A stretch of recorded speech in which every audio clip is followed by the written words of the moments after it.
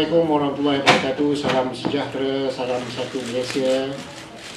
Terima kasih banyak-banyak kerana dapat bersama-sama kita pada sidang media pada pagi ini.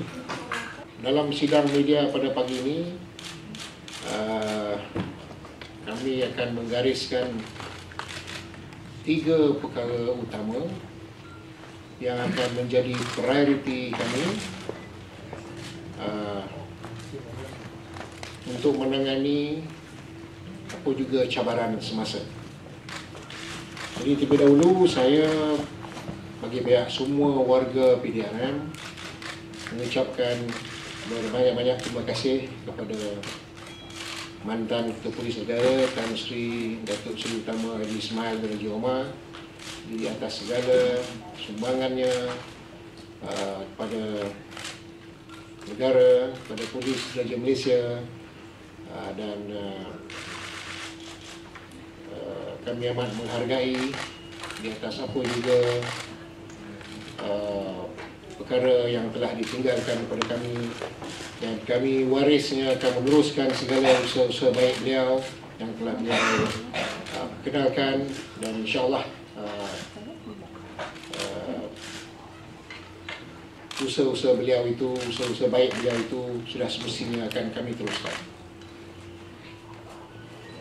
Kami sudah, bagi saya dan DIG, we took over duty at an exciting times, with exciting challenges. Tapi as a team, we are ready for it. Kami bersedia menghadapi apa juga cabaran-cabaran yang mendatang. Jadi untuk meneruskan dasar-dasar pasukan, suka saya menyatakan di sini bahawa dasar 4P yang telah diperkenalkan oleh Tan Sri Ismail akan diteruskan dan akan dimantapkan lagi, akan dikemaskinikan lagi, iaitu kita sebagai pelindung, kita akan menjalankan tugas tanggungjawab kita secara proaktif, dan kita akan menjadi pelindung kepada masyarakat, kita bagi penumpuan kepada masyarakat, dan juga kita akan mementingkan prestasi kita dalam mengukur pencapaian kita dalam kita memberi khidmat kita kepada masyarakat. Cabaran pertama yang perlu kita tangani adalah berkenaan dengan ketenteraman awam. Jadi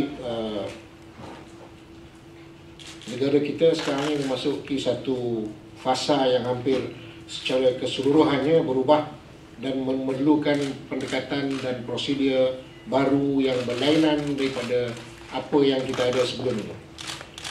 Dengan undang-undang Akta yang baru, Akta Perhimpunan Aman yang telah diperkenalkan, yang telah di-elected,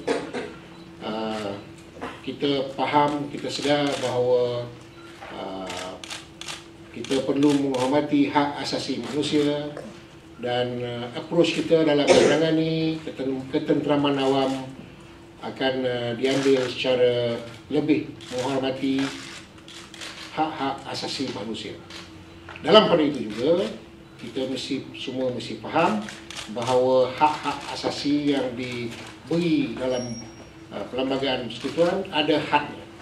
Jadi had-had ini tidak boleh dilampaui, dan kami akan menguatkuasakan apa juga undang-undang berkaitan dengan perhimpunan-perhimpunan yang menyalahi undang-undang mengikut undang-undang yang ada. Jadi untuk tujuan ini kita berharap bahawa semua pihak boleh mematuhi semua peruntukan undang-undang berkenaan perhimpunan, berhimpun dan sebagainya.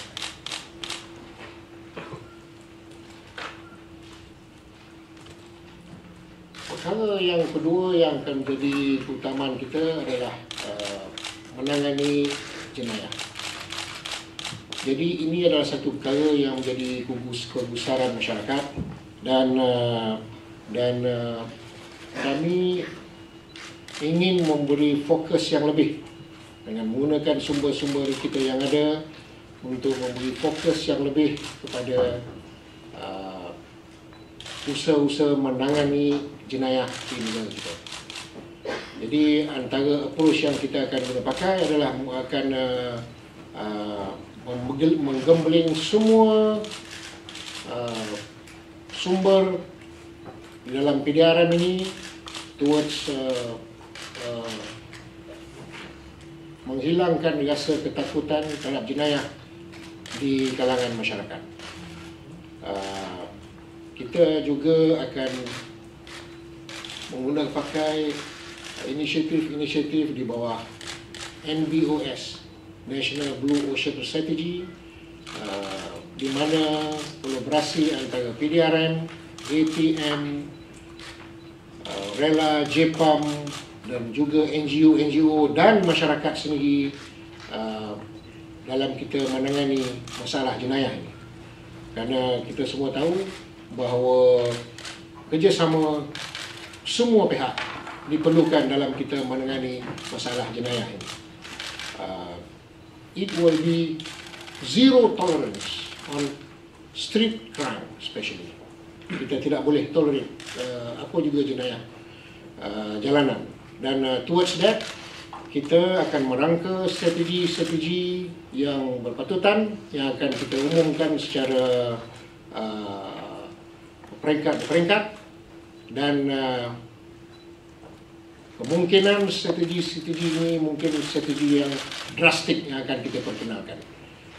Tetapi untuk mencapai zero tolerance terhadap jenayah jalanan khususnya, kita pastinya ada strategi-strategi kita yang patut kita atur dan laksanakan. Dan towards disusul, kita akan menubuhkan satu jabatan pencegahan jenayah di peringkat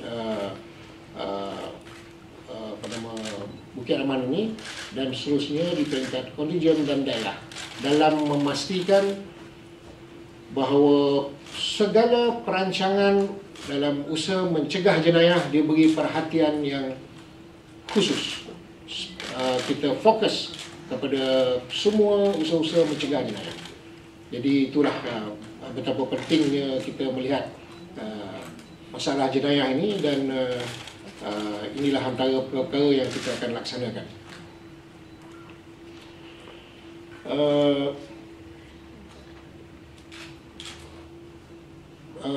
Perkara yang ketiga yang akan kami beri perhatian adalah berkenaan dengan integriti ahli-ahli pasukan PDRM sendiri.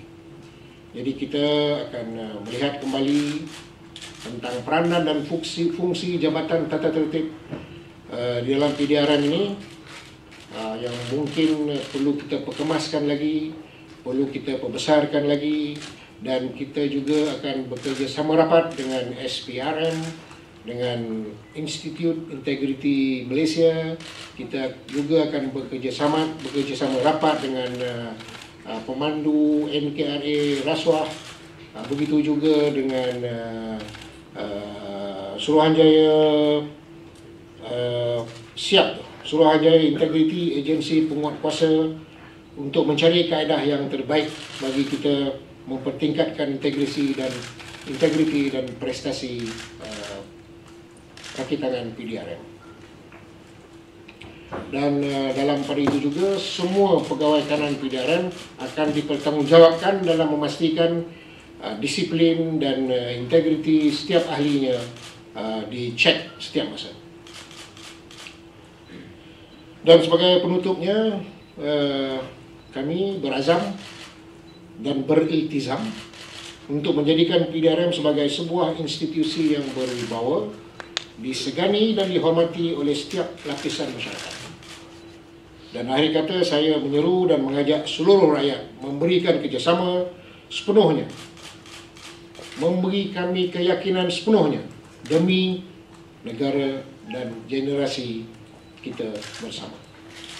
Terima kasih.